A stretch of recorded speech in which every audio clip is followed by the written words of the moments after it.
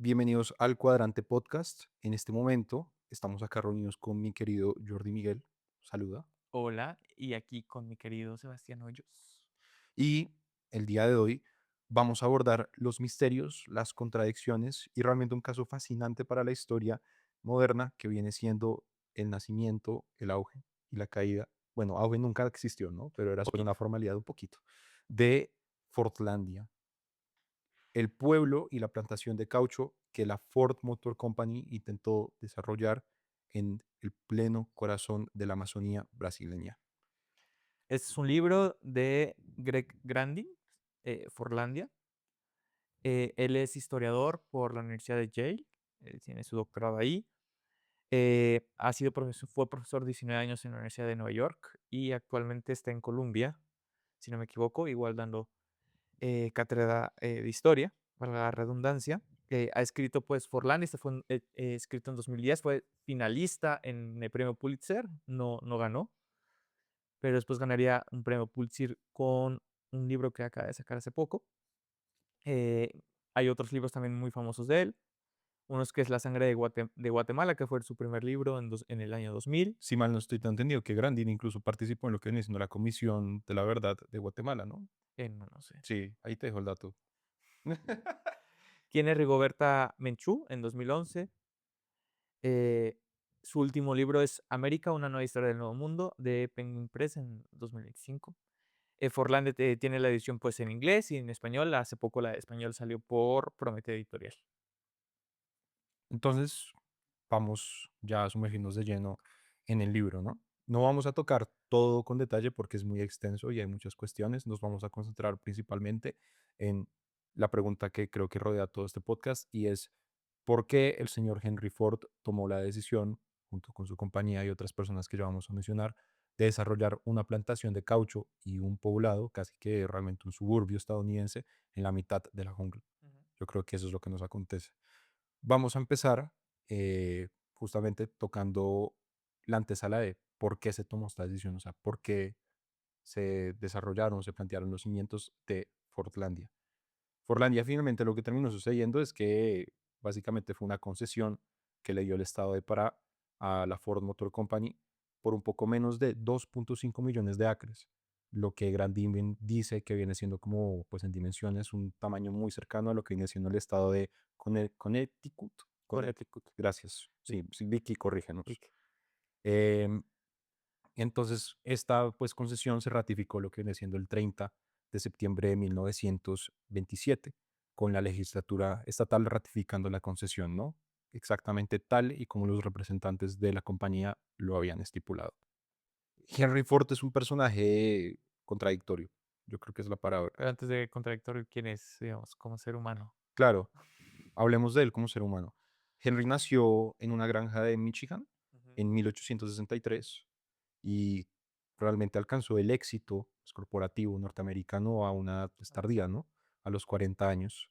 A los 40 años fundó la Ford Motor Company en Detroit y a los 45 presentó el modelo T, que fue realmente el automóvil que cambió, como conocemos, pues como la industria del automovilismo y también la manera como concebimos en general la movilidad a gran escala. Sí, la moneda Doberman. Y bueno, y a los 50, cuando cumplió 50 años, implementó lo que viene siendo la producción en cadena.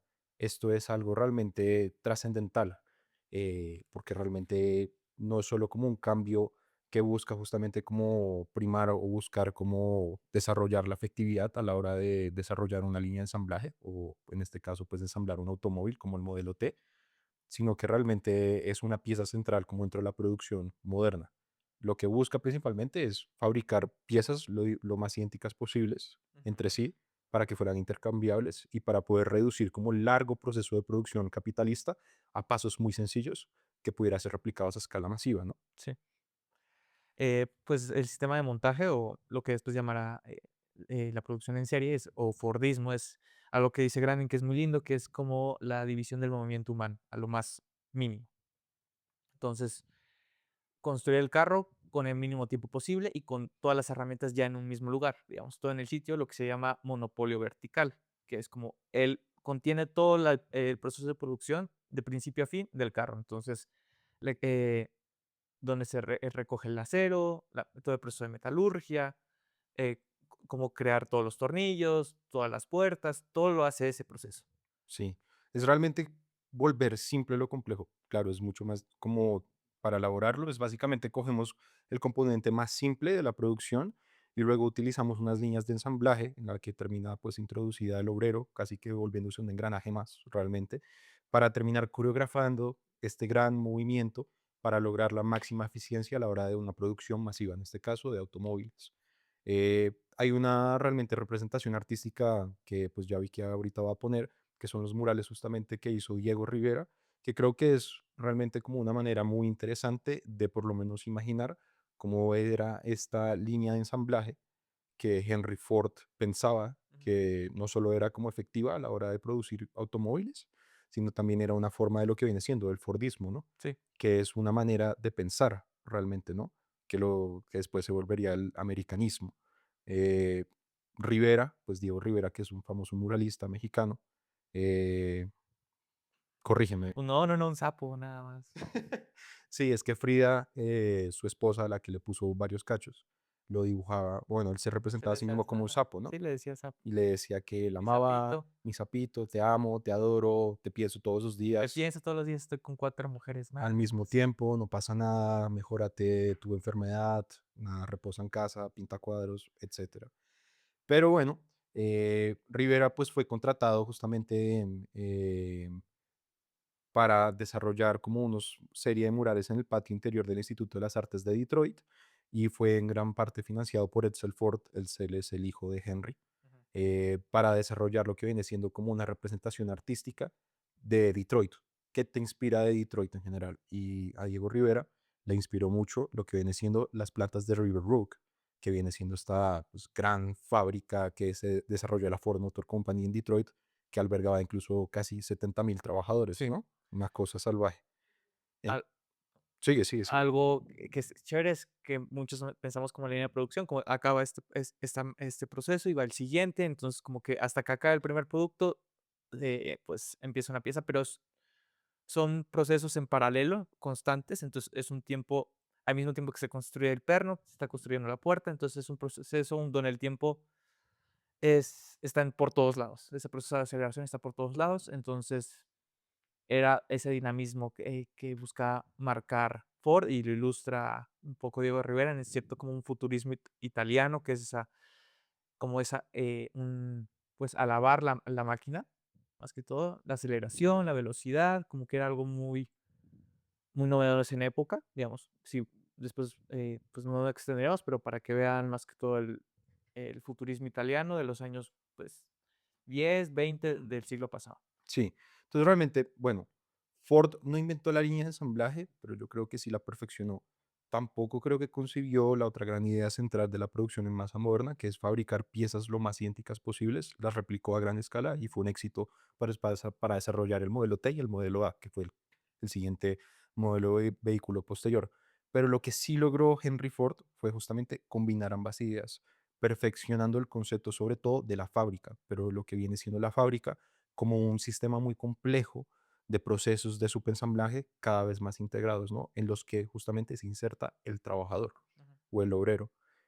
Bueno, para seguir dando un poco de contexto sobre quién fue Henry Ford, para 1921 Henry Ford había ya conquistado con su empresa más del 50% del mercado automotriz estadounidense, compitiendo con General Motors y otras compañías, ¿no? Chrysler. Sí, produciendo para ese año más de 2 millones de modelos T anuales y sobre todo a un costo de producción 60% menor que una década antes. O sea, realmente esta pues línea de ensamblaje Sí. casi que lleva a su máximo apogeo, ¿no?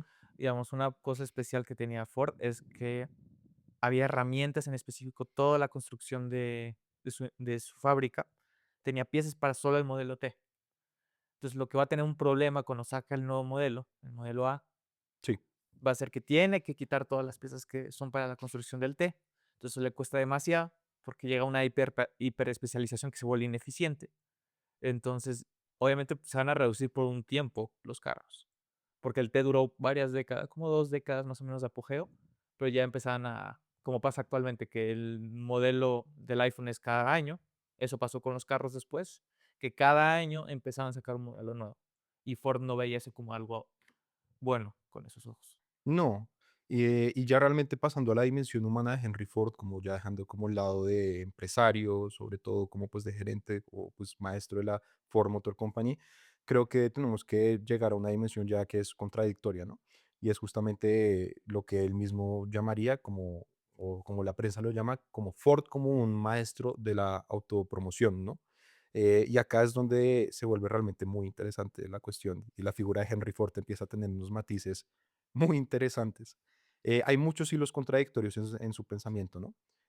Yo creo que realmente el trascendental es una idea muy holista, realmente en torno como a una creencia muy arraigada de que él había inventado la era moderna con sus automóviles y pues justamente ya relevando el caballo como un medio de transporte y lo que significaba también pues el auge del modelo T en la clase media baja estadounidense, pues justamente había desarrollado pues el acceso al transporte masivo a básicamente A la toda que la sociedad estadounidense, ¿no? a robustecer más que todo la clase media estadounidense que estaba llegando en este momento, Sí.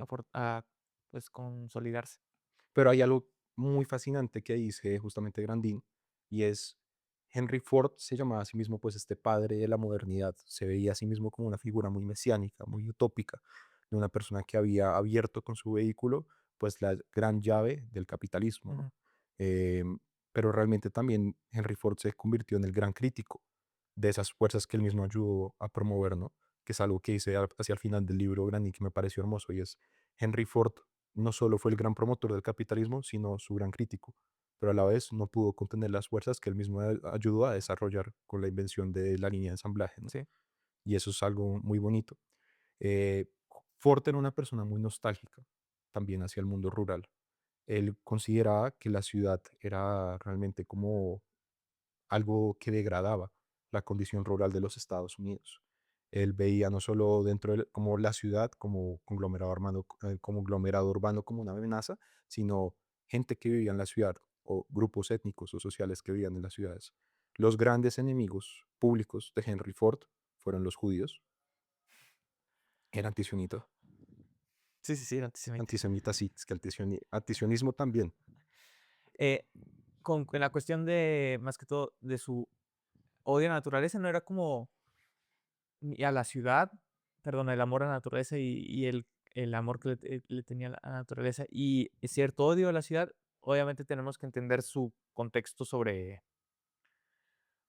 pues, su infancia, de que vivió mucho tiempo en un lugar rural, que es Michigan, entonces, y pues empieza todo ese proceso de industrialización en Detroit, en Chicago, y vemos más que todo como no una satanización del urbano, porque incluso ya en el siglo pasado, los ingleses, incluso franceses, si uno lo ve en la cultura de las ciudades de Murphy, vemos que los ingleses también tratan de irse a los suburbios, al campo, para irse de esas ciudades como Manchester, de gran producción, de Londres, en donde pues existía toda esa fábrica y pues desvirtuaba los valores morales que había en la ciudad.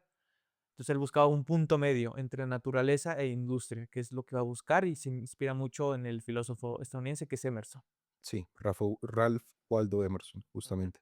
Que justamente Emerson se convierte en la principal influencia intelectual de Henry Ford, sobre todo lo que exaltaba de esa forma de pensar de Emerson, viene siendo casi que una exaltación al individualismo, ¿no? Y sobre todo a la autosuficiencia. Una autosuficiencia que, como bien decías, se logra justamente creando como una conexión, un sistema muy articulado entre la sociedad agrícola y pues la industrial, Industrial. cosa que realmente no terminó sucediendo en los Estados Unidos. No, Muchas veces, pues de hecho fue grandes críticas que tuvo entre su hijo Edsel y Henry mismo, porque Henry hacia el final de su vida, Fordlandia es un ejemplo de eso, pero también desarrolló distintos como pequeños poblados justamente de la compañía a lo largo de los Estados Unidos. Un gran proyecto que fue Shelley Shows, que pues no floreció, que era una ciudad que él quería desarrollar justamente, si mal no estoy, creo que en Pensilvania, me puedo estar equivocando. creo que sí. Pero bueno, le apostó mucho a desarrollar justamente estos poblados para justamente tratar de articular esa visión de que la industria y la sociedad agrícola estadounidense pueden convivir para desarrollar o perfeccionar justamente pues un modo de vida, ¿no? Ujú. Mucho más orgánico para ser el ciudadano norteamericano. él decía porque él tenía una visión de que si él le daba los medios, los medios de una vida moralmente aceptable y pues económicamente sustentable a sus obreros, porque él promocionaba mucho que le daba $5 al día a sus empleados. Eso no fue es siempre correcto. Además de que hubo ahorita veremos más que él era antisindicalista, digamos, no le gustaba que hubiera protección para el obrero, pero él decía, con su condición paternalista, él decía, yo los voy a proteger, les voy a dar, ¿cómo se llama? Ciudad, como las ciudades modelo que decía Hoyos y que vamos a ver en Forlandia, por ejemplo. Pero él veía que él podía cuidar de estos obreros, darles una vida sencilla y quitarles tiempo de producción para que ellos pudieran utilizar ese tiempo de sobra en ocio. Sí. Pero pues no era el caso, ¿no? Porque veían sobreexplotados los obreros de... Y de cierta manera también, complementando lo que dices, el obrero para Henry Ford, con pues justamente al promulgar estos salarios tan altos, $5 pues al día para esa época, realmente como Ford era la compañía que mejor salarios pagaba. También lo que buscaba pues justamente promocionar es que el trabajador también se volviera el mejor consumidor Ujú, de los productos de la Ford Motor Company. Justamente dentro de estos poblados que él intentó desarrollar, o pues estas fábricas también, justamente lo que él buscaba incentivar era un mayor consumo. O sea, si le doy a mi trabajador un mayor salario, por lo tanto, como puedo desarrollar que él se vuelva un consumidor sí, fiel a mis productos, por ejemplo, descuentos en los modelos T, que muchos trabajadores accedieron y tuvieron pues los modelos T, los automóviles, y también a distintos bienes e insumos que justamente se promulgaban dentro de la compañía misma, ¿no? ujú. Como tiendas de raya dentro de la propia organización Sí. automovilística. Acá pues hay un testimonio directo de Henry Ford que termina de sintetizar mucho esa manera de pensar. Ujú, Él dice, creo que la industria y la agricultura son socios naturales. La agricultura sufre por la falta de un mercado para sus productos, mientras que la industria sufre por la falta de empleo por su exceso de mano de obra. Llegará el momento en que un agricultor no solo cultivará materias primas para la industria, sino que realizará el procesamiento inicial en su propia granja. Tendrá ambos pies firmes, un pie en la tierra para su sustento y otro en la industria para el dinero que necesita. Así tendrá una doble seguridad. En eso estoy trabajando. Pero esto pues se vería prontamente confrontado a esta visión. Uno, por Fordlandia, porque realmente Fordlandia fracasó, fue por las contradicciones y los conflictos sociales que surgieron. Después su plantación aledaña río abajo fracasó, que es Belterra, verte. pero por razones justamente naturales. Ford contra la naturaleza y ganó la naturaleza. Spoiler. En ese caso, ya como para cerrar este capítulo de Henry Ford, este ideal se confrontó mucho, sobre todo en lo que viene siendo como la gran recesión estadounidense, ¿no? Sí, sí, La Gran claro. Depresión de 1929, porque realmente con la caída de la producción económica, pues fue fulminante realmente y afectó muchísimo a lo que viene siendo las clases populares norteamericanas, sobre todo al obrero del común. Y esto terminó revelando la vulnerabilidad no solo de la sociedad urbana, sino también de la rural, bajo un nuevo régimen que él promulgó, fue el capitalismo de consumo masivo. Pero bueno, ya hablaremos con detalle de lo que viene siendo la gran recesión, que tiene un impacto pues muy fuerte en Forlandia después, ¿no? Para seguir, también quiero que hablemos o demos un poco de contexto de lo que viene siendo la obsesión del caucho, ¿no? Ujú. Que viene siendo la razón por la cual Henry Ford y la Ford Motor Company pues quiso desarrollar plantaciones de caucho en la Amazonía brasileña, ¿no? Que creo que es una gran pregunta que podemos abordar. Digamos, pensamos todavía, digamos, el caucho, pues más que todo en el uso pues más cotidiano, que es el uso de las llantas, de las ruedas. Pues ahorita, obviamente, el caucho que se utiliza para las llantas es sintético. Viene del petróleo, de un proceso químico. Sin embargo, antes no se había, exitosamente no se había sintetizado este tipo de procesos. Edison trató de hacerlo, durante mucho tiempo no lo logró, nunca pudo. Pero, pues, durante la primera mitad del siglo XX y para atrás, pues, donde sacaban el caucho para este tipo de cosas, y más con la explosión del automovilismo, era de una planta que es la Hevea, si no me Sí, equivoco, que es sí. es el propio caucho, Ya el que vamos a se hablar usa de en el esa planta. látex. Sí, Y obviamente, pues, necesitaban esas plantas. La cosa es que, pues, esa planta, específicamente lo del caucho, es especial de Sudamérica, de De la Brasil, Amazonía brasileña, Sudamérica. justamente, ¿no? Y ahí, pues, primero va a estar, pues, el caucho ahí en el siglo XIX, pero va a pasar que va a venir un pirata, eh, biológico, ¿cuál te acuerdas del nombre? Henry Wickham. Weekend. La cosa es que se va a robar semillas de caucho del Brasil y las va a llevar al sudeste asiático, donde están las colonias holandesas, Indonesia, por ejemplo, Indochina, que es Vietnam, Camboya, Laos, que era francesa, y obviamente los británicos, que también tenía potestad en esa zona. Entonces, la cosa es que va a llevar ahí este pequeño fruto y va a florecer de manera extraordinaria, incluso mejor que en la parte autóctona que era Brasil. Claro, y florece sobre todo de una manera tan abundante porque no están justamente los depredadores naturales o Ujú. los enemigos de esa planta de Beajus que están en la Amazonía brasileña. Hay muchísimos variedades de insectos, ya vamos a hablar de ellos porque son en parte la razón de la caída de Sí. Fortlandia y de Belterra, pero también, sobre todo, tampoco están los hongos que suelen consumir o pues nutrirse justamente o esparcirse de las plantas, perdón, de las hojas de Bea. Ujú. Entonces, si no tienes a tu depredador natural, justamente, de pues tu mayor productor, que es la planta de Bea, pues en el sudeste asiático la puedes producir a escala masiva. Lo que pasa con la Bea brasileña, que es algo muy, muy pues, fascinante de estudiar, y es la Bea en la Amazonía brasileña crece pues separada o dispersa a lo largo del bosque. Y recordemos que la Amazonía o el clima de la Amazonía y su o sea, como si lo podemos transitar o no, depende de si estamos en temporadas de lluvia o estamos en temporada seca. Pero independientemente de la temporada en la que estemos, la hevea crece realmente dispersa. No puede crecer junta por esa misma razón, Sí.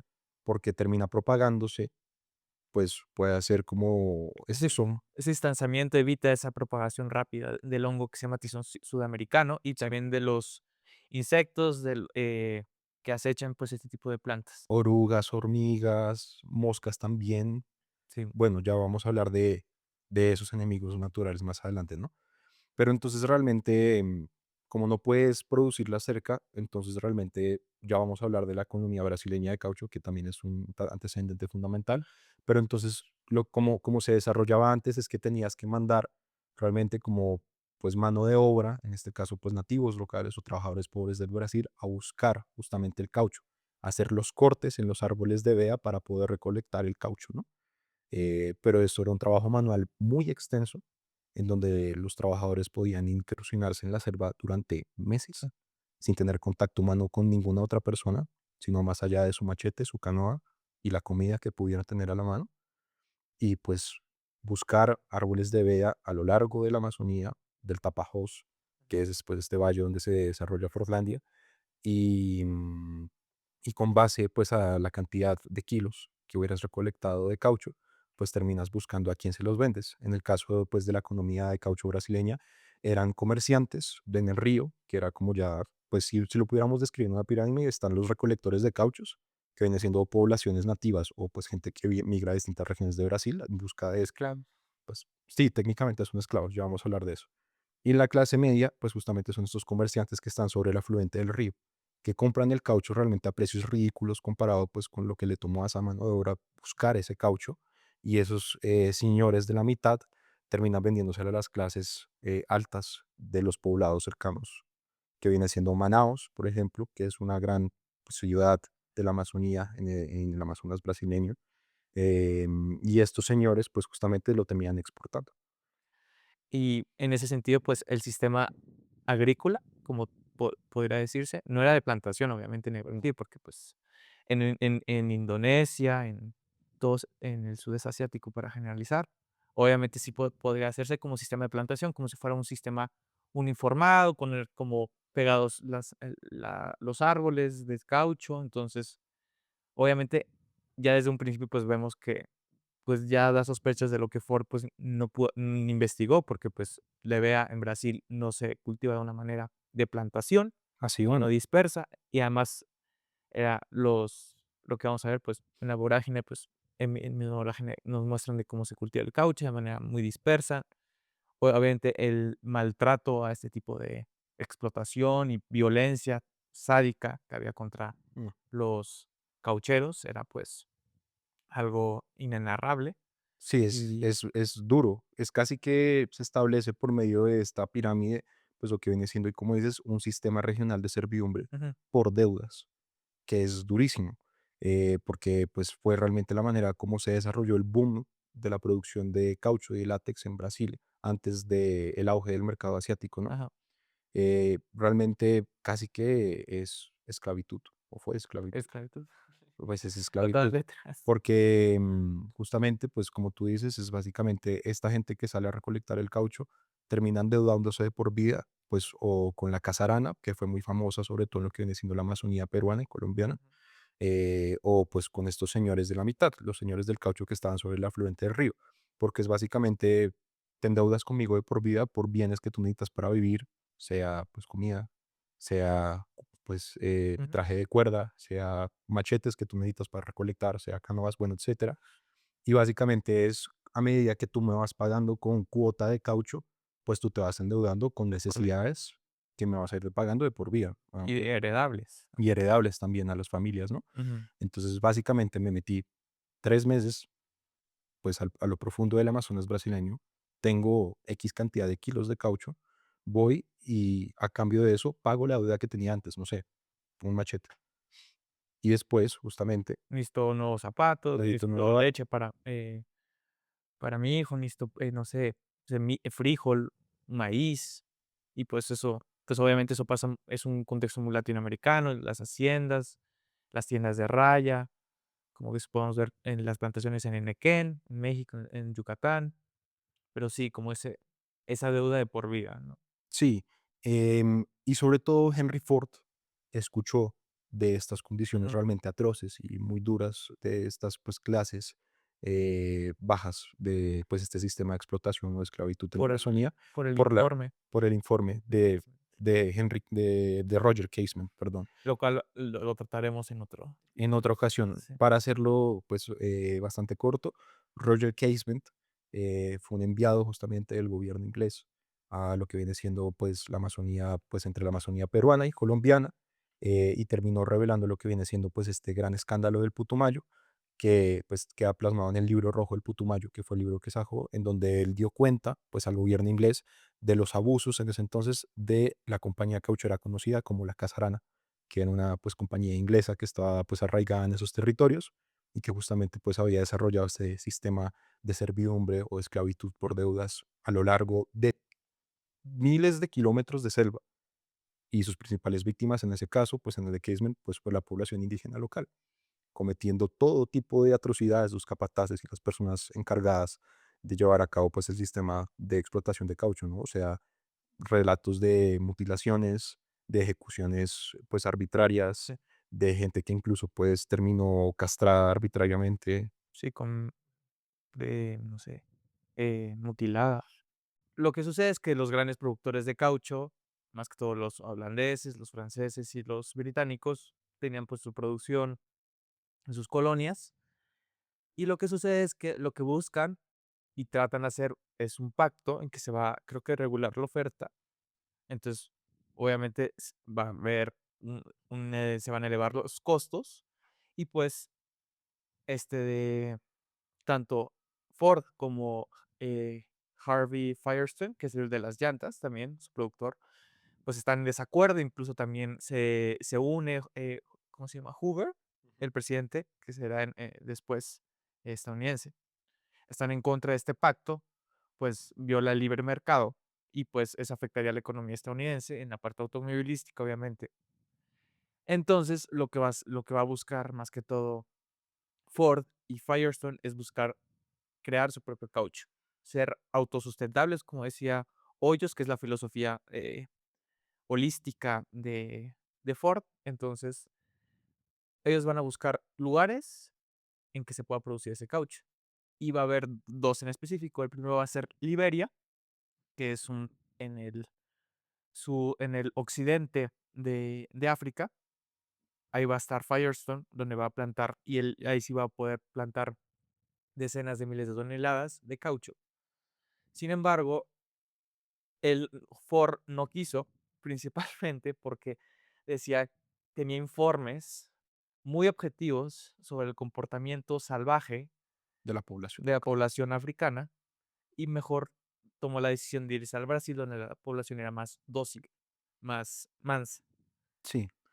Hay algo también como para añadir a eso, de sobre todo porque Brasil o porque pues la Amazonía y sobre todo el Fordismo igualmente ya estaba teniendo un impacto muy fuerte de esa manera de pensar, incluso la figura de Henry Ford casi que era adorada pues por gran parte de las élites justamente en Sao Paulo, justamente, y también en parte de Río de Janeiro, que es como realmente la capital política y cultural de Brasil en ese momento. Y acá es donde entra a jugar la figura del cónsul de Lima. El cónsul de Lima fue trascendental justamente en orquestar pues este gran trato en donde básicamente se terminó un poco haciendo un lobby político muy intenso, justamente pues influenciado por el cónsul de Lima, para ver cómo podíamos traer a la Ford Motor Company a la economía pues de la Amazonía justamente para revivirla, porque como pues decía Jordi mucho antes, recordemos que pues el monopolio de la producción de caucho y de látex había pues sido traspasado al sudeste asiático pues por el robo de semillas propiciado por Henry Wickham. Entonces, en este caso, pues con el intento o el interés de las élites de revivir este sistema justamente de explotación de caucho y pues justamente para buscar revivir la economía brasilera porque era grandemente dependiente justamente de la exportación de este bien, pues buscó disuadir o llegar de una manera directa al propio Henry Ujú. Ford para persuadirlo de, oiga, cultive caucho acá, en medio de la absoluta nada en la Amazonía brasileña. Diciendo que, pues, ese ahí es el caucho original, que, pues, sería de mejor calidad, que es la copia la que está en el sudeste asiático. Y, pues, también entra otro personaje que es de Valle, del Sí, Valle, que va a ser, alguien es es una, ¿cómo se dice? Un funcionario, ¿no? Si no sí, me equivoco. es un funcionario. Es un funcionario del Estado. Pero hay algo muy interesante, sobre todo, ya vamos a llegar al trato y a cómo hicieron el lobby político y demás, y cómo les llegaron justamente pues a los estadounidenses, pero es justamente por en Sao Paulo. O sea, las élites en Brasil también pensaban de una manera muy similar a cómo lo hacía el propio Henry Ford o las élites que lo rodeaban, justamente pues entre estos, pues su propio hijo Edsel, también pues Firestone y otras, muchas otras personas más, como el propio pues Harry Bennett, ya vamos a hablar Ujú, de Bennett mucho más adelante, pero justamente las élites de Sao Paulo veían el Amazonas ecuatorial casi que del mismo modo como pues estos grandes industriales del norte de los Estados Unidos miraban los estados del sur, sí. como regiones muy rurales, atrasadas, casi que atrasadas Como décadas, el siglos, desierto de Facundo. sí, y sobre todo marcadas por conflictos raciales. Eh, Y en este caso, por medio de la autobiografía que Henry Ford hizo él mismo, que se llama My Life and Work, Mi vida y obra, justamente se tradujo al portugués y el libro se leía Tuvo casi que éxito. con entusiasmo, ¿no? Entre grandes miembros de la clase empresarial y política de Sao Paulo. Y terminaron casi que erigiendo un culto a Henry Ford. Acá quiero citar a varios de ellos porque Ujú, me parece muy interesante pues la manera como lo veían. Eh, Durante pues la década de 1920, antes de que pues se desarrollara Forlandia, que fue más o menos como 27. 1927, sí, los paulistas, que es como se le dice a la gente de Sao Paulo, terminaron liderando la construcción del sistema moderno de autopistas del Brasil, ¿no? Que pues durante la dictadura también se complejizó mucho más y creció mucho más. Eh, y sobre todo tenían, entendiendo el Fordismo, como la antítesis de lo que era el resto del Brasil, ¿no? Ujú. Y al mismo tiempo como un modelo que debía ser como la brújula, el norte de lo que significa o representa el progreso, no solo como en Brasil, sino en el mundo, que es un progreso industrial, un progreso racional, un progreso con el que se paga, un progreso asalariado y sobre todo próspero. Aunque las élites van a tener pues, una mirada más tajante sobre naturaleza y ciudad.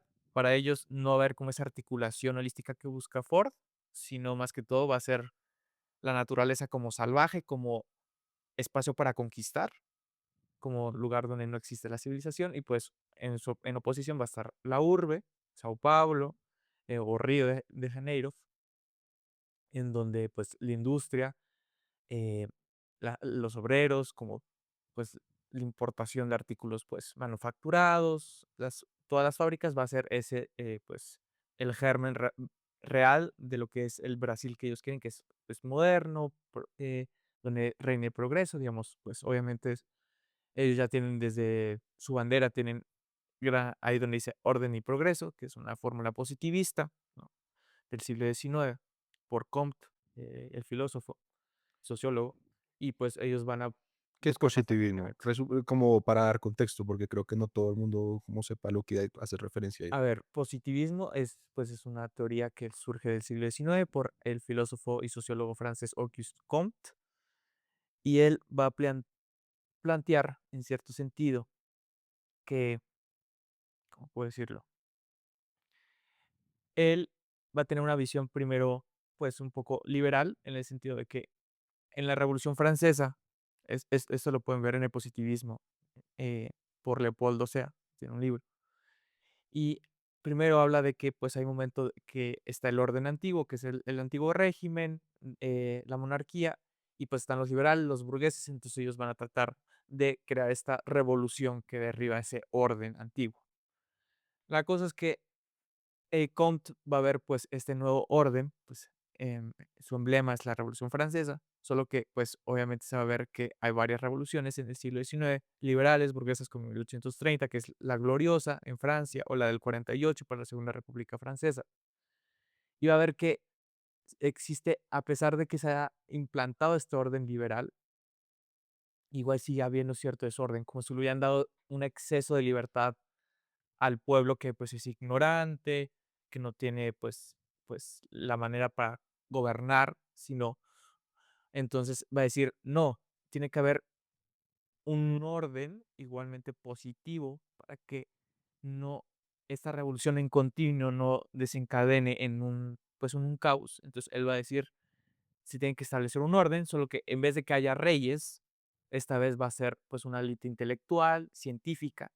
Entonces, lo que ya va a reinar no son las leyes divinas, sino las leyes de la ciencia. Entonces, el más apto, ¿quién es el más apto?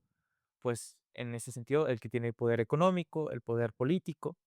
Entonces, toda la gente que incluso, pues, obviamente racial, entonces la gente blanca, caucásica, va a tener más posibilidades de vivir, ¿no? Entonces, la ley del más fuerte, que lo extrapolan de Charles Darwin y su teoría de evolución, y lo va a desarrollar, si no me equivoco, ¿cómo se llama? Herbert Spencer y Galton, que va a buscar ese darwinismo social.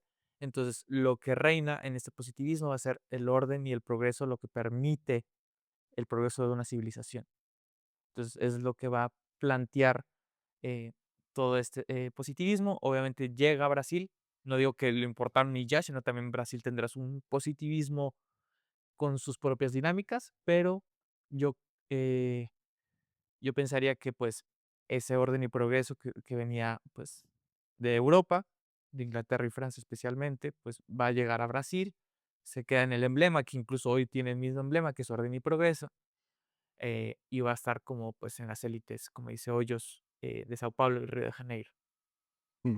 Y para sintetizar, como ya en frases muy concretamente, casi que justamente esta manera de pensar termina siendo como muy arraigada en el momento, pues, de que se desarrolla la concesión de Forlandia y la negociación con la gobernación de Paraná, en una casi que, pues, un culto a la personalidad de Henry Ford, ¿no?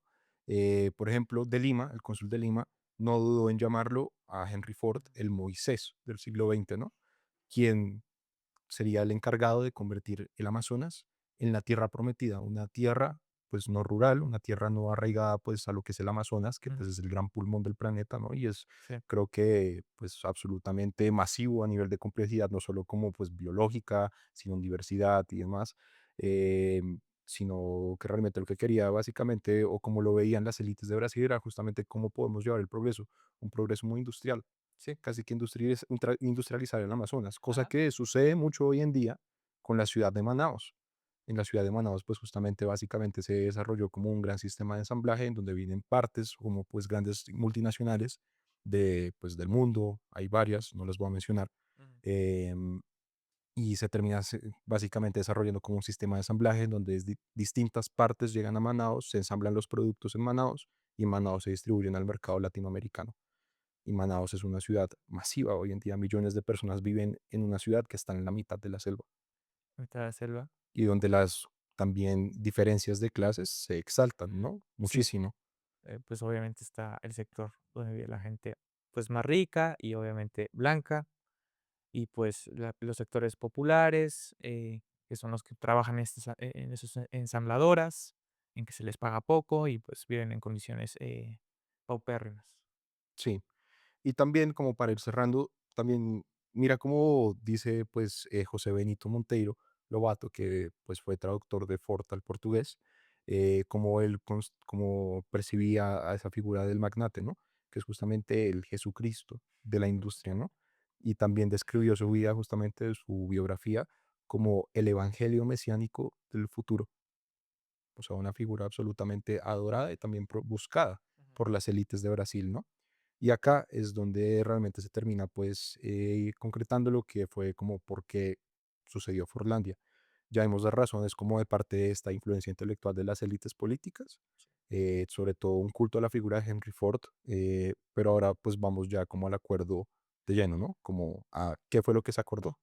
Las Exactamente. porquerías, Que fue muy polémico, ¿no? La manera como muy latinoamericano.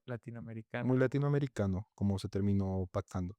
Lo que sucede es que los grandes productores de caucho, más que todos los holandeses, los franceses y los británicos, tenían pues su producción en sus colonias. Y lo que sucede es que lo que buscan y tratan de hacer es un pacto en que se va, creo que regular la oferta.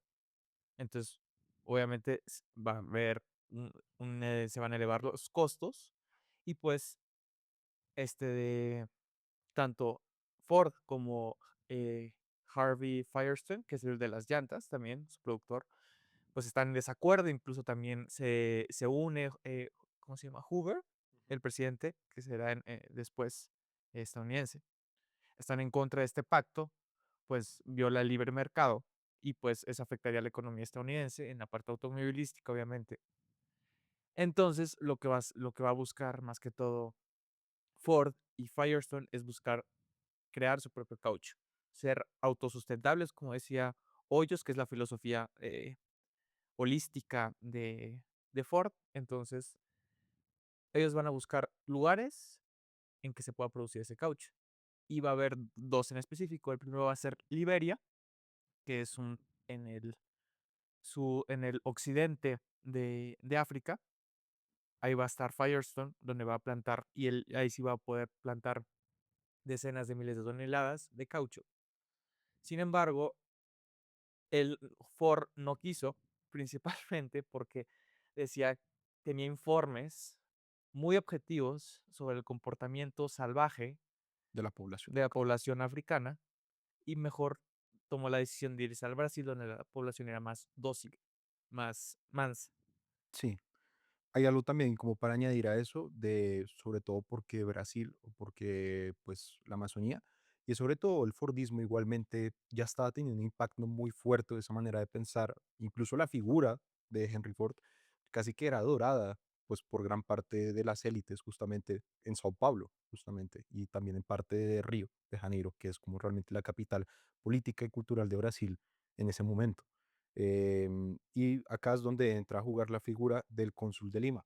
El cónsul de Lima fue trascendental justamente en orquestar pues este gran trato en donde básicamente se terminó un poco haciendo un lobby político muy intenso, justamente pues influenciado por el cónsul de Lima, para ver cómo podíamos traer a la Ford Motor Company a la economía pues de la Amazonía justamente para revivirla, porque como pues decía Jordi mucho antes, recordemos que pues el monopolio de la producción de caucho y de látex había pues sido traspasado al sudeste asiático pues por el robo de semillas propiciado por Henry Wickham. Entonces, en este caso, pues con el intento o el interés de las élites de revivir este sistema justamente de explotación de caucho y pues justamente para buscar revivir la economía brasilera porque era grandemente dependiente justamente de la exportación de este bien, pues buscó disuadir o llegar de una manera directa al propio Henry Ujú. Ford para persuadirlo de, oiga, cultive caucho acá, en medio de la absoluta nada en la Amazonía brasileña. Diciendo que pues ese ahí es el caucho original, que pues sería de mejor calidad, que es la copia, la que está en el sudeste asiático. Y pues también entra otro personaje que es de Valle, del Sí, Valle, que va a ser alguien, es, es una, ¿cómo se dice? Un funcionario, ¿no? Si no sí, me equivoco. es un funcionario. Es un funcionario del Estado. Pero hay algo muy interesante, sobre todo, ya vamos a llegar al trato y a cómo hicieron el lobby político y demás, y cómo les llegaron justamente pues a los estadounidenses, pero es justamente Fordismo en Sao Paulo. O sea, las élites en Brasil también pensaban de una manera muy similar a cómo lo hacía el propio Henry Ford o las élites que lo rodeaban, justamente pues entre estos pues su propio hijo Edsel, también pues Firestone, y otras, muchas otras personas más, como el propio pues Harry Bennett, ya vamos a hablar Ujú, de Bennett mucho más adelante, pero justamente las élites de Sao Paulo veían el Amazonas ecuatorial casi que del mismo modo como pues estos grandes industriales del norte de los Estados Unidos miraban los estados del sur, sí. como regiones muy rurales, atrasadas, casi que atrasadas Como décadas, el siglos, desierto de Facundo. sí, y sobre todo marcadas por conflictos raciales. Eh, Y en este caso, por medio de la autobiografía que Henry Ford hizo él mismo, que se llama My Life and Work, Mi vida y obra, justamente se tradujo al portugués y el libro se leía Tuvo casi que éxito. con entusiasmo, ¿no? Entre grandes miembros de la clase empresarial y política de Sao Paulo. Y terminaron casi que erigiendo un culto a Henry Ford. Acá quiero citar a varios de ellos porque Ujú, me parece muy interesante pues la manera como lo veían. Eh, Durante pues la década de 1920, antes de que pues se desarrollara Forlandia, que fue más o menos como 27. 1927, sí, los paulistas, que es como se le dice a la gente de Sao Paulo, terminaron liderando la construcción del sistema moderno de autopistas del Brasil, ¿no? Que pues durante la dictadura también se complejizó mucho más y creció mucho más.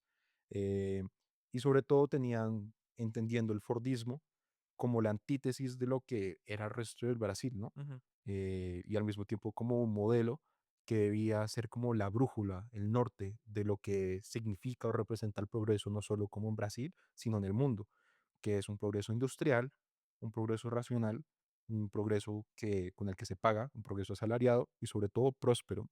Aunque las élites van a tener pues, una mirada más tajante sobre naturaleza y ciudad. Para ellos no va a haber como esa articulación holística que busca Ford, sino más que todo va a ser la naturaleza como salvaje, como espacio para conquistar, como lugar donde no existe la civilización y, pues, en oposición va a estar la urbe, Sao Paulo, o Río de Janeiro, en donde, pues, la industria, eh, los obreros, como pues la importación de artículos pues manufacturados, todas las fábricas va a ser ese pues el germen real de lo que es el Brasil que ellos quieren, que es pues moderno, donde reine el progreso, digamos, pues obviamente ellos ya tienen desde su bandera, tienen ahí donde dice orden y progreso, que es una fórmula positivista, ¿no? Del siglo XIX, por Comte, el filósofo, sociólogo, y pues ellos van a ¿Qué es buscar más positivismo? efectivamente. Como para dar contexto, porque creo que no todo el mundo como sepa lo que hace referencia ahí. A ver, positivismo es, pues, es una teoría que surge del siglo XIX por el filósofo y sociólogo francés Auguste Comte, y él va a plantear, en cierto sentido, que, ¿cómo puedo decirlo? Él va a tener una visión primero, pues, un poco liberal, en el sentido de que en la Revolución Francesa, esto lo pueden ver en el positivismo, por Leopoldo Sea, tiene un libro. Y primero habla de que, pues, hay un momento que está el orden antiguo, que es el antiguo régimen, la monarquía, y pues están los liberales, los burgueses, entonces ellos van a tratar de crear esta revolución que derriba ese orden antiguo. La cosa es que Comte va a ver pues este nuevo orden, pues su emblema es la Revolución Francesa, solo que pues obviamente se va a ver que hay varias revoluciones en el siglo XIX, liberales, burguesas como 1830, que es la gloriosa en Francia, o la del 48 para la Segunda República Francesa.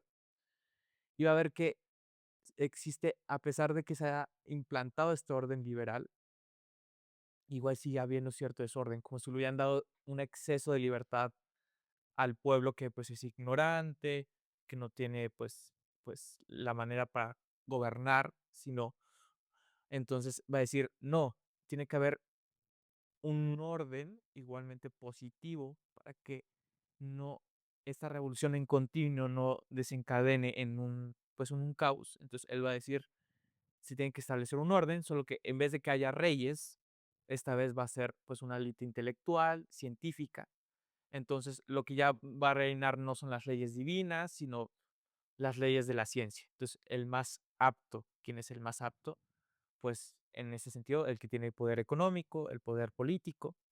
Entonces, toda la gente que incluso, pues, obviamente racial, entonces la gente blanca, caucásica, va a tener más posibilidades de vivir, ¿no? Entonces, la ley del más fuerte, que lo extrapolan de Charles Darwin en su teoría de evolución, y lo va a desarrollar, si no me equivoco, ¿cómo se llama? Herbert Spencer y Galton, que va a buscar ese darwinismo social. Entonces, lo que reina en este positivismo va a ser el orden y el progreso, lo que permite el progreso de una civilización. Entonces, es lo que va a plantear eh, todo este positivismo. Obviamente llega a Brasil, no digo que lo importaron y ya, sino también Brasil tendrá un positivismo con sus propias dinámicas, pero yo, eh, yo pensaría que pues ese orden y progreso que venía pues de Europa, de Inglaterra y Francia especialmente, pues va a llegar a Brasil, se queda en el emblema, que incluso hoy tiene el mismo emblema, que es orden y progreso, y va a estar como pues en las élites, como dice Hoyos, de Sao Paulo y Río de Janeiro. Mm.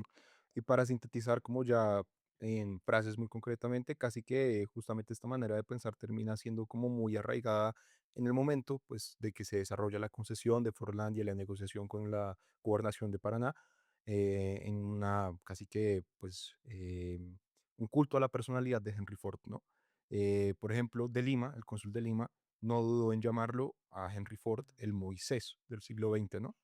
Quien sería el encargado de convertir el Amazonas en la tierra prometida, una tierra pues no rural, una tierra no arraigada pues a lo que es el Amazonas, que Ujú, pues es el gran pulmón del planeta, ¿no? Y es sí, creo que pues absolutamente masivo a nivel de complejidad, no solo como pues biológica, sino en diversidad y demás, eh, sino que realmente lo que quería básicamente, o como lo veían las élites de Brasil, era justamente cómo podemos llevar el progreso, un progreso muy industrial, sí, casi que industrializar el Amazonas, cosa ajá, que sucede mucho hoy en día con la ciudad de Manaos. En la ciudad de Manaos, pues justamente básicamente se desarrolló como un gran sistema de ensamblaje en donde vienen partes como pues grandes multinacionales de, pues, del mundo, hay varias, no las voy a mencionar, ujú, em, y se termina básicamente desarrollando como un sistema de ensamblaje en donde distintas partes llegan a Manaos, se ensamblan los productos en Manaos y en Manaos se distribuyen al mercado latinoamericano. Y Manaos es una ciudad masiva. Hoy en día millones de personas viven en una ciudad que está en la mitad de la selva mitad de la selva. y donde las también diferencias de clases se exaltan, ¿no? Sí, Muchísimo. pues obviamente está el sector donde vive la gente pues más rica y obviamente blanca y pues los sectores populares que son los que trabajan en esas ensambladoras en que se les paga poco y pues viven en condiciones paupérrimas. Sí. Y también como para ir cerrando, también mira cómo dice pues José Benito Monteiro Lobato, que pues fue traductor de Ford al portugués, cómo él como percibía a esa figura del magnate, ¿no? Que es justamente el Jesucristo de la industria, ¿no? Y también describió su vida, justamente su biografía, como el evangelio mesiánico del futuro. O sea, una figura absolutamente adorada y también buscada Ujú. por las élites de Brasil, ¿no? Y acá es donde realmente se termina, pues, concretando lo que fue como por qué sucedió Forlandia. Ya vemos las razones como de parte de esta influencia intelectual de las élites políticas, sobre todo un culto a la figura de Henry Ford, pero ahora pues vamos ya como al acuerdo de lleno, ¿no? Como a qué fue lo que se acordó Las exactamente. porquerías, Que fue muy polémico, ¿no? La manera como muy latinoamericana. muy latinoamericano, como se terminó pactando. Pues ya nos había dicho Hoyos, pues que el cónsul brasileño eh, De Lima. de Lima, el apellido no es Lima, Perú, sino de Lima, pues está convenciendo tanto a Henry como a Edsel eh, para obtener esta tierra, ¿no? Entonces, sabemos que Brasil, pues, es un estado federal, entonces los estados, como el estado de Pará, que está en la Amazonía, pues tiene una autonomía distinta a la que tiene Río de Janeiro. Entonces, hay diferentes niveles de poder, tanto municipal, federal y nacional. Entonces va a haber un mierdero de organización para ver cómo se cede ese tipo de territorio. Entonces lo que van a buscar es un trato en que Ford va a pedir que lo que importe no va a tener, lo que importe de material ya traído por sus dos barcos, que es Ormoc y Farch, u otros países que le vayan a traer suministros, no tiene impuestos tanto de importación ni como de exportación cuando vaya, en teoría se iba a exportar madera, otro tipo de productos agrícolas y pues Sí, obviamente el caucho, ¿no? pero madera principalmente antes de la Ah, exportación de caucho. Si ellos pensaban que justamente pues en la recolección, el almacenamiento y después como la exportación de madera se iba prácticamente que autosostener económicamente la plantación de Forlandia, ¿no? En un principio. entonces, lo que van a hacer ese trato de que pues nos exentan de impuestos de exportación y de importación y, si no me equivoco, pues tendrían que darle algo al gobernador, no me acuerdo. Sí, o sea, ahí también pues está ya casi que un escándalo de corrupción que se filtra mucho más adelante en la prensa, casi que a raíz de un levantamiento pues violento que sucedió en diciembre de 1930, pues muchos años después de que se empezara pues a asentar o los primeros asentamientos de Fortlandia. Y básicamente pues casi que fue como un lobby político y también pues empresarial muy astuto por parte de Lima y también el gobernador inicial de la región de la Amazonía, justamente donde pues se le garantizaban estos beneficios a la compañía de Forlandia y también quedaban suscritos bajo la jurisdicción del Ministerio de Agricultura, no del Ministerio de Sí. Trabajo. Justamente por eso, para evitar líos o dobles de cabeza con organizaciones de trabajadores. En este momento, pues de todo Derechos el ambiente, laborales, ¿no? fundamental. Henry Ford fue un gran enemigo del sindicalismo en general, no solo en la Amazonía brasileña, que ya vamos a hablar de eso, sino también en sus plantaciones, perdón, plantaciones no, la costumbre, ¿no? Las plantas, Perdón, sus sus fábricas. fábricas como River Rock en Detroit. Hubo unas grandes revueltas, sobre todo ya hacia el final de la vida de Henry Ford, en donde básicamente hubo huelgas buscando justamente que se desarrollaran pues ya organizaciones sindicalistas en las fábricas de Henry Ford y fueron violentamente reprimidas por el hombre de confianza de Henry Ford en la compañía, que era el señor Bennett. Malparido Bennett, sí. El Bennett era casi que la mano derecha de Henry Ford. Le confiaba más la compañía que a su propio hijo, que a su propio hijo Edsel Ford. Bennett se volvió casi que Una el garrote de la compañía, ¿no? una Gestapo, realmente, porque, pues, Sí, él tenía su policía secreta dentro de las fábricas para saber quién tenía la idea de crear un sindicato, quién tenía ideas que promovían un sindicato, aunque, pues, esos son derechos laborales, pero en esa época, obviamente, se veía de manera incluso como comunista, como como antiestadounidense. avances, ¿no? Del bloque soviético justamente. Ajá, Y Bennett se volvió el garrote, como ujú. dice, una suerte como de matones. Bennett era Pistolero le decían. pistolero, ¿no? Bennett tenía pues conexiones con la mafia en Detroit, eso pues ya está documentado, y Bennett también pues fue un exboxeador, pugilista que terminó metido en la compañía Ford justamente por eso, porque tenía una compañía de matones, unos escuadrones de matones que regulaban y vigilaban sistemáticamente de maneras intimidantes y violentas a los trabajadores de las plantaciones, principalmente River Rock en Detroit, de Ford. Y Ford se decía que se proclamaba pacifista, Sí, que no le gustó, no participó en la en la de Primera Primera Guerra Guerra Mundial Mundial, pero obviamente puso sus fábricas para crear tanques y en la Segunda Guerra pasaría lo también. mismo. Pero bueno, ya dejando de lado pues esta condición sindicalista, retomando el punto, pues claro, entonces Fortlandia en general queda bajo la jurisdicción del Ministerio de Agricultura, justamente evitando esto. También que se desarrollasen sindicatos o uniones libres de trabajadores en lo que vienen siendo las plantaciones de caucho. Pero lamentablemente, pues, es que lamentablemente, ¿no? Se me sale mi pequeño, pero Todo.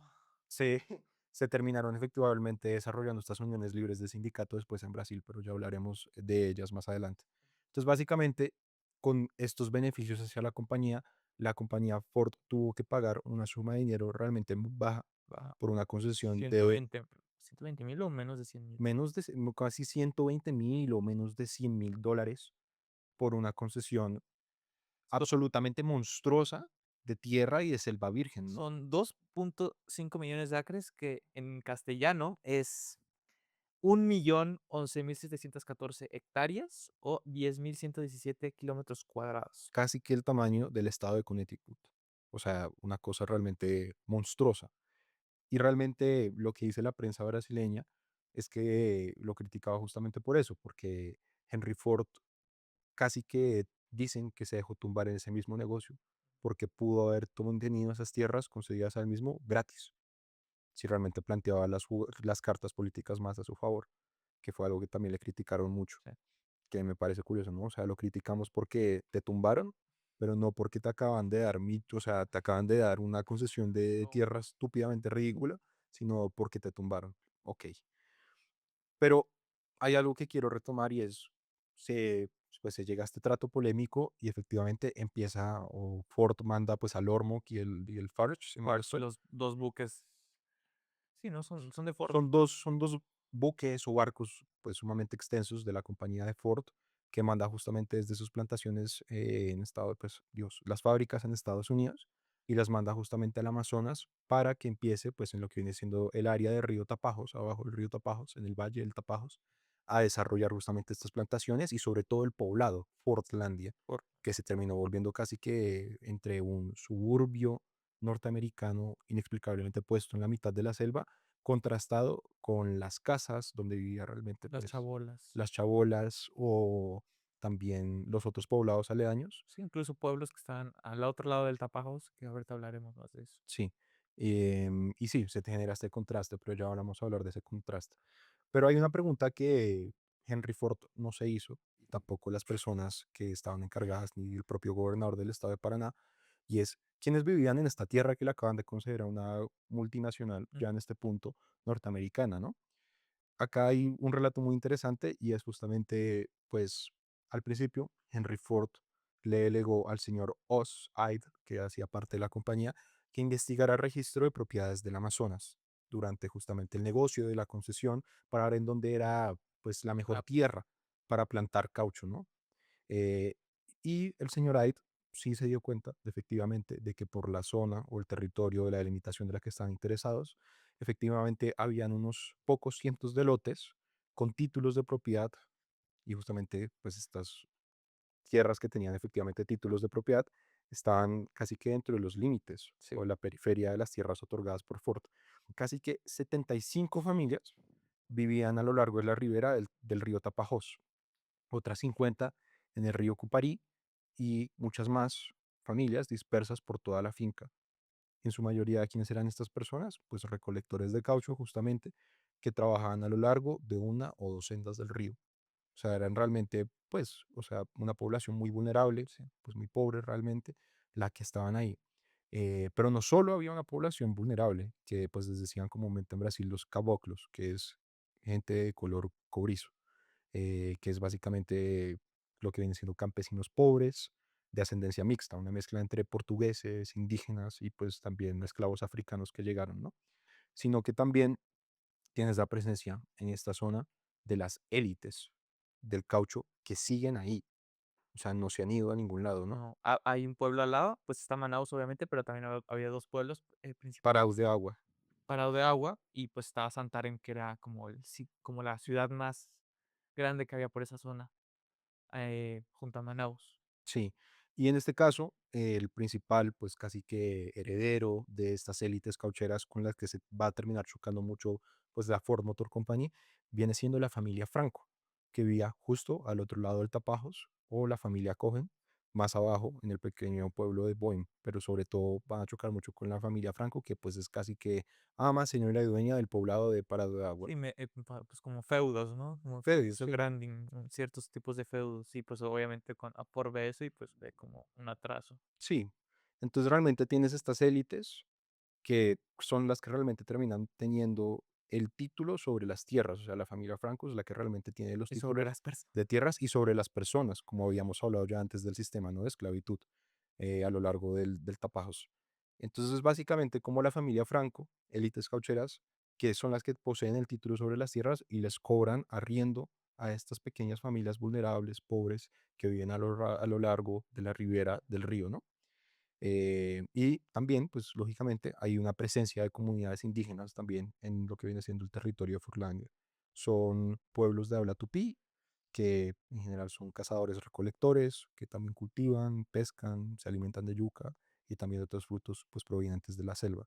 Pero bueno, tenemos ya una población que ya vive efectivamente, o sea, en la tierra que le acaban de conceder a la Ford Motor Company. ¿Cuál es la respuesta del señor Ive al enterarse de esto? Olvidémonos de esta gente. Y por el momento, ¿no? Hasta que las operaciones se pongan en marcha, lo cito textualmente, olvidémonos de la gente. Y dentro, pues justamente del trato al que llegan, se incluye una cláusula que le permitía sobre el papel a la Ford Motor Company comprar los títulos de cualquier propiedad dentro de los límites de la concesión. Esto último va a generar un problema muy, muy fuerte entre las familias que ya estaban ahí, los trabajadores que van a llegar de otras regiones pobres del Brasil, por justamente pues la tenencia de la tierra, ¿no? A los títulos de propiedad, como esta tierra finalmente a quién le pertenece, a la multinacional, a las élites o a los trabajadores que van a terminar las plantaciones. Y bajo este contexto del trato empieza lo que viene siendo el asentamiento formal de Fordlandia, los inicios de la construcción, que viene siendo la compañía y varios hombres delegados por Henry Ford para adelantar las labores contra la naturaleza, en este caso la Amazonía brasileña. Entonces, vamos a hablar del señor Blakely Ujú, en una primera instancia, que fue el señor que Ford delegó para adelantar estos esfuerzos, ¿no? sí. Y pues van a llegar primero estos 2 barcos, ¿no?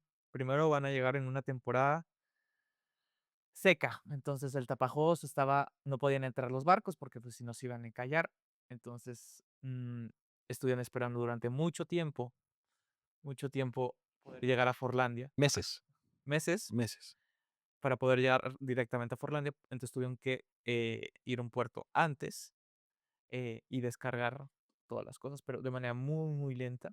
Muy lenta, Y ¿no? la cosa es que Y a unos costos muy elevados también. y algo que, pues, es obviamente Grandit hace con sorna, pero, pues, obviamente, es muy, muy, pues, claro. Y dice, el Ormoc, que es uno de los 2 barcos, llevaba a bordo mucha ciencia, cerebro y dinero. Lo que no tenía era un horticultor, un agrónomo, un botánico, un microbiólogo, un entomólogo o cualquier otra persona que pudiera saber algo sobre el caucho de la selva y sus enemigos. Entonces, venían pensando que con la experiencia que tenían en su mente, porque, pues, no era, híjole, Experiencia en Estados pura paja Unidos, mental, sí. sí. O sea, Eh, plantaciones de caucho en Estados Unidos, no, no no existían. sea, por Y favor. ni los informes que habían del sudeste asiático ni los leyeron, no trajeron a ningún experto, Mm, porque obviamente también Ford decía, está en contra de los expertos, de los especialistas, porque era mejor aprender haciendo. sobre la práctica. Entonces, él detestaba a cualquier experto, no lo contrató, sino hasta el final contrató, Sí, y lo contrató su hijo, más que todo, por presión de su hijo y de su esposa le Clara. salió mal la asesoría, ya vamos a hablar de eso. Entonces, es como, pues llegaron, obviamente, sin ningún conocimiento de cómo se cultiva el caucho, ni las enfermedades, ni si ese lugar incluso era bueno para plantar caucho, aunque se hubiera hecho una exploración, pues esa exploración no tenía ningún conocimiento técnico y especializado. Entonces, pues primero, ni sabían que el Tapajós tenía una temporada seca y una temporada de lluvias. Entonces, ya desde el principio, pues vemos que no, como que no tienen un conocimiento serio. Sí, y ya finalmente después de que logran sobrepasar todo lo demás y el Ormog y el Farch terminan desembocando o bueno, pagándole a terceros justamente locales para que cogieran lo que habían traído de Estados Unidos para el asentamiento, o sea, trajeron de todo, o sea, realmente trajeron equipo para desarrollar infraestructura, querían hacer ferrocarril, querían también trajeron equipo para desarrollar carreteras, para Hospitales, hospitales, para asentamientos, para justamente, pues, los trabajadores, escuelas, cine, escuelas, cines. golf, los malparidos. Hicieron 18, o sea, un complejo de golf de 18 hoyos, lo lograron, o sea, es una cosa estúpida. Prioridades en Prioridades, la vida. pero trajeron todo este equipo técnico y esta indumentaria, una tecnología impresionante. Les costó un ojo de la cara, pues, desembocarlo desde el Farchel Orborg ciento hasta treinta mil Portlandia. dólares. Sí, les terminaron cobrando, pero ya finalmente cuando empezaron a desarrollar la tarea, el señor Blakely, que era la persona inicialmente delegada, porque los gerentes de Fortlandia van a caer como moscas, fue iniciado, pues, su labor inicial fue despeje la selva. O sea, establezca un campamento de trabajo a las afueras del caserío de Boa Vista, que es como la base, Ajá. y empiece a despejar la selva. Esto implica tálela, No sé qué hay ahí, pero dale. tálela, o sea, básicamente usted vea cómo, para justamente despejar el terreno para la plantación de caucho, de hevea, de la planta de hevea. Y esto fue un absoluto ecocidio, ¿Cómo se le qué fue la manera más estadounidense de deshacerse de una quemándolo quemándolo con queroseno. con queroseno, obviamente? Y los habitantes justamente que ya estaban en el Tapajós decían que era casi que de las grandes quemas que habían presenciado en su vida en esta región de la Amazonía, ¿no? Acá voy a citar a Eymar Franco, que pues justamente una persona que vivía al otro lado del río el Tapajós, en Pau de Agua, que dice sobre pues estos primeros avances. Quemaron cientos de hectáreas de bosque primitivo. Me aterrorizó. Parecía que el mundo entero estaba consumido por las llamas. Una gran cantidad de humo se elevó hacia el cielo, cubriendo el sol y volviéndolo rojo y opaco. Todo ese humo y ceniza flotaban sobre el paisaje, haciéndole sumamente aterrador y opresivo.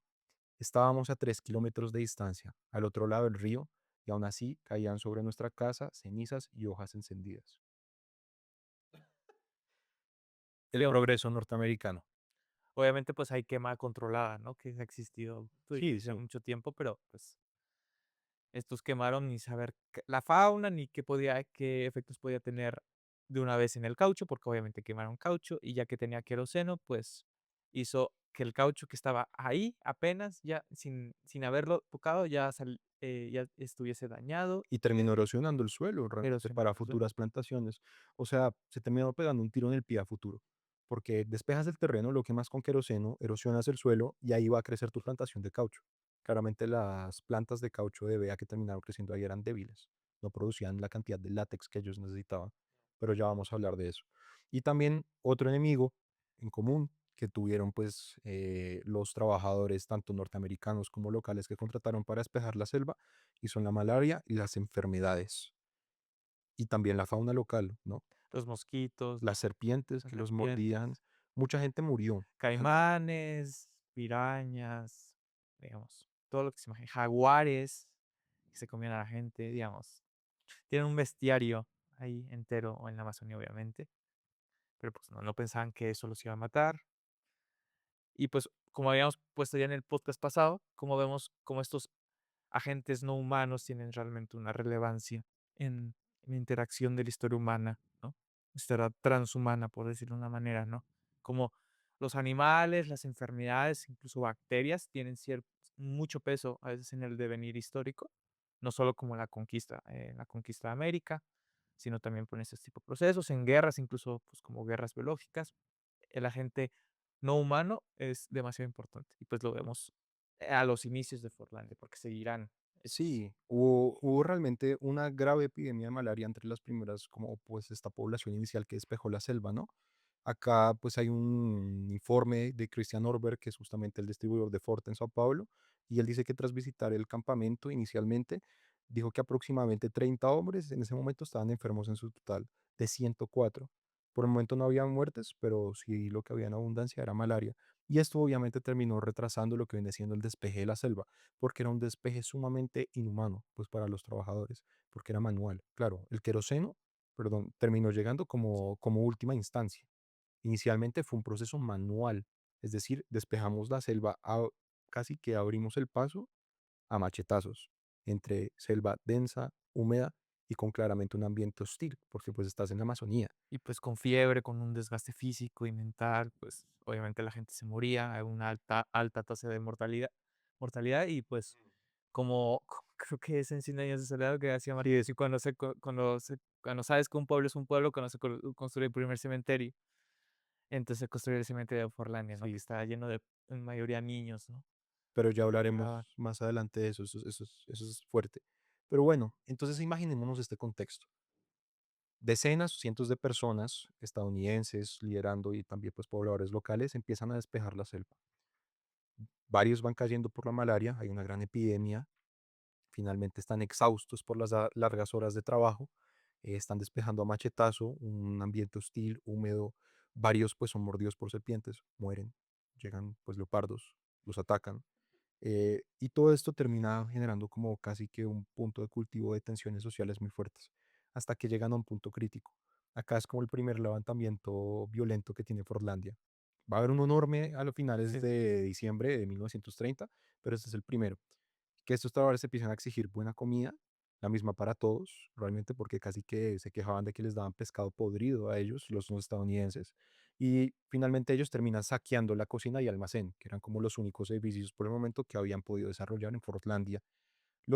O sea, los terminaban acorralando, se armaron con machetes, cuchillos, cualquier cosa que pudieran tener, y persiguieron a los estadounidenses y los acorralaron hacia la selva, obligándolos a huir al río.